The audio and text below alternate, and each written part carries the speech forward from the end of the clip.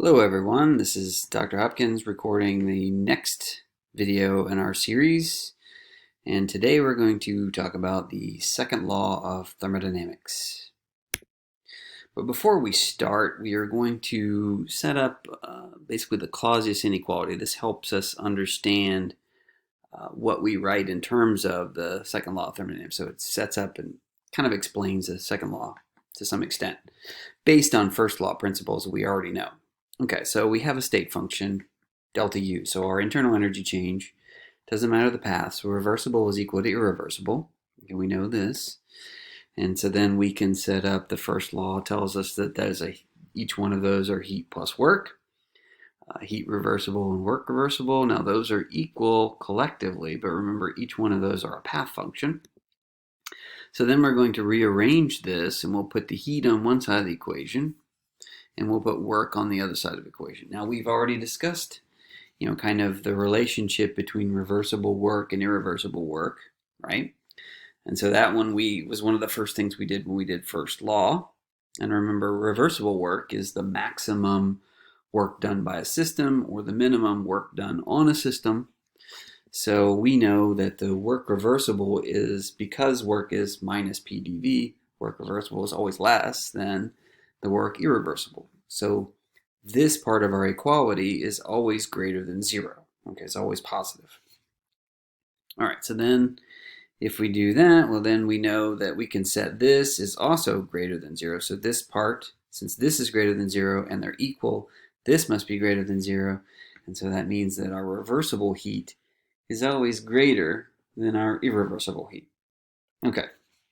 So then we'll take this into our definition. So we're going to define a new state function. Actually, it's not like entropy, or excuse me, it's not like enthalpy where we defined a kind of new state function. This arises out of this idea, this tendency towards disorder. So we're going to define this new state function, entropy, as S.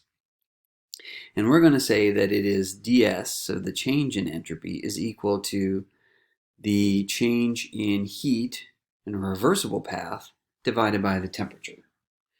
Okay, so what that means is, using the Clausius inequality, we know that then this must be greater than if we did this by an irreversible path. So if we got heat from irreversible path, our entropy is always greater than, so that means that's greater than zero, because temperature can never be negative, right? Temperature is on a Kelvin scale. And so what that means is, in an irreversible process, and remember, reversible are the ones that don't actually exist. They're at equilibrium. They don't change. Irreversible is the actual real processes. So real, natural, or we're going to use a new term, spontaneous process, right? So any spontaneous process will proceed to increase entropy, okay, overall. So this is even an isolated system where we have Q is equal to zero, the ds is still greater than zero. All right, so that brings us to the actual statement of the second law, and that's basically that the total entropy of a spontaneous process increases.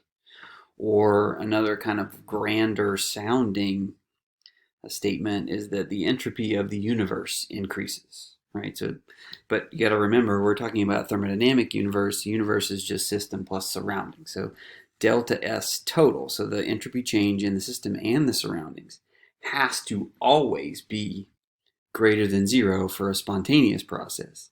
It's only equal to zero for a reversible process. Okay, so it's always greater than or equal to zero. But the entropy of the universe increases.